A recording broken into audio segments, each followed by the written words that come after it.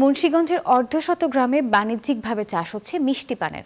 এই পানের মান ও স্বাদে মিশে আছে বহু বছরের ঐতিহ্য। একসময় জেলার প্রতিটি অঞ্চলে এই পান চাষ হলেও বর্তমানে সেই জৌলুস কমেছে। তবে বাজারে হাইব্রিড পানের আধিক্য ও সেই সাথে প্রশিক্ষণের অভাবে আগ্রহ হারাচ্ছেন অনেকেই। পান চাষের মাধ্যমে অর্থনীতিতে নীরব ভূমিকা রাখছেন চাষিরা, এমনটাই মত কৃষি বিভাগের। বিস্তারিত ডেস্ক রিপোর্টে।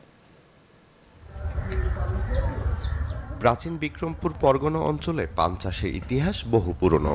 উর্বর মাটি ও নাতিশীতোষ্ণ আবহাওয়ার কারণে পান চাষের উপযোগী এই অঞ্চলটি। তবে ধীরে ধীরে জনবসতি বৃদ্ধি সহ কৃষি জমি কমে যাওয়ায় পানের চাষাবাদ কমেছে। মুন্সিগঞ্জ জেলা জুড়ে পানের বরজ ছিল 20 থেকে 30 হাজার, এখন তা কমে দাঁড়িয়েছে মাত্র কয়েক হাজারে। জেলা সদরের চাম্পাতলা, রতনপুর ও টঙ্গীবাড়ি উপজেলাতে বাণিজ্যিকভাবে মিষ্টি পান চাষ করছেন কৃষক। চলছে পানের বরজ পরিচর্যার কাজ। পান বিক্রি থেকে লাভবান হওয়ার আশা চাষিদের। এই বিক্রমপুরের পান এই স্বাদ বেশি, 8 বছর নিলে বিক্রি হয়ে গেল। বিক্রমপুরের পান অনেক উন্নত, খাইতে সুস্বাদ মিষ্টি। এই পানের মান বেশি, এই জন্য মানুষে নেয় বেশি, আর দামও আমরা একটু ভালো পাই। জৌলুস হারালেও বংশ পরম্পরায় পান চাষের ঐতিহ্য ধরে রাখার চেষ্টা করছেন এই অঞ্চলের চাষিরা। স্বাদ ও মানের কারণে স্থানীয় চাহিদা মিটিয়ে দেশের বিভিন্ন অঞ্চলে সরবরাহ করা হয় এখানকার পান।